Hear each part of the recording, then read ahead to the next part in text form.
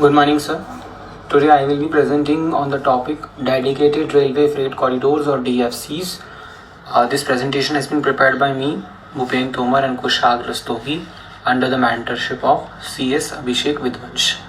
So, looking at what are DFCs, their introduction. Dedicated Freight Corridors are railway tracks built exclusively for freight movement. They are designed for double stack containers and heavy built hauled trains, allowing a greater capacity and speed. The foundation for the eastern and western corridors was laid in 2006. By 2024, three stretches had already been inaugurated. If we look at these DFCs, they have handled over 232 billion gross ton kilometers and 122 billion net ton kilometers. Today, more than 325 freight trains they run daily, and they mark a 60% increase compared to earlier. Now looking on to the next slide, which is Western and Eastern corridors.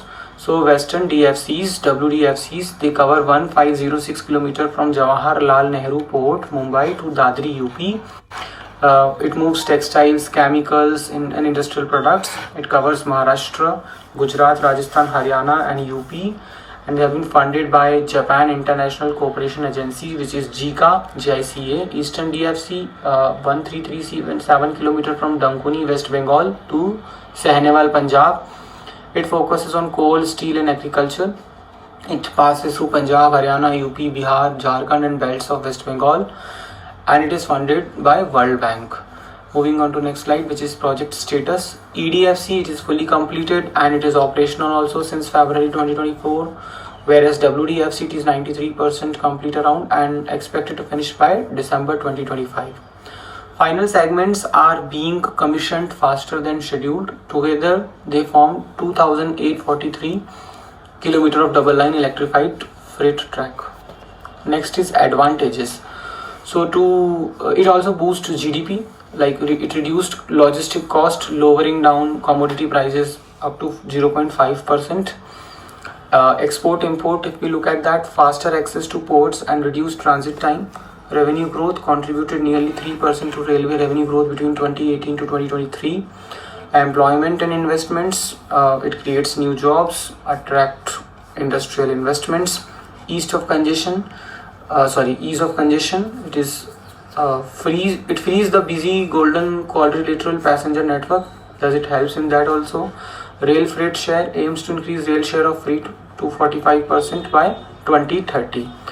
There are many disadvantages too, like high capital outlay, potential for underutilization, last mile connectivity issues, inflexibility of routes. Then comes the challenges and risks. So there are many, like high capital cost, in this heavy investment with long gestation period, risk of underutilization. If freight is costlier than road transport, last mile connectivity issues, delays in moving cargo from terminal to destination, inflexibility, unlike road, rail cannot provide door-to-door service, contractual disputes and delays in this land acquisition, and multiple contractors, cost overruns. Financial risks are there. It dependence on loans from JICA and World Bank, currency fluctuations, operational risks integrated with Indian Railways, and subcontractor performance.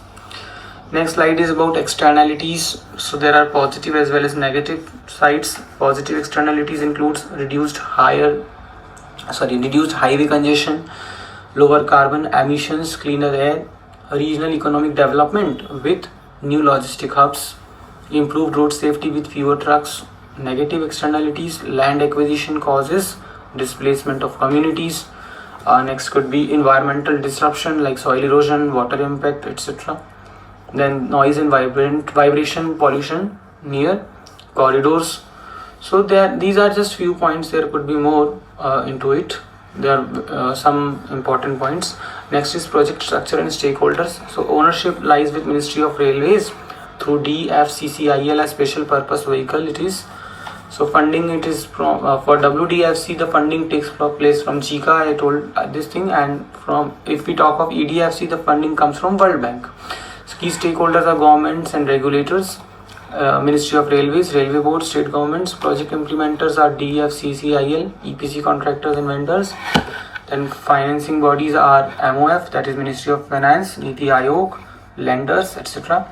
Users are Indian Railways, private operators, ports and industries. Then comes operations and maintenance. Current facts, if we look at that, 300 plus freight trains daily at 50 to 100 km per hour operated by DFCCIL under the Ministry of Railways. Maintenance, mechanized truck monitoring, SCADA, controlled electrification, electronic interlocking. Benefits could be it frees main lines from passenger trains, cuts transit times by 40%. One train replaces about 160 trucks, making it greener and cost efficient. Then conclusion, moving on to the conclusion side. So DFC is a transformative step in India's infrastructure development for sure. It separates freight and passenger traffic, reduce cost and improve efficiency. Challenges like land acquisition and funding exist. Supply chain management also exists, but the long-term benefits definitely outweigh the risks involved. DFC will strengthen India's logistic backbone and it will improve global competitiveness and foster sustainable economic growth. Thank you so much, sir, for all the support.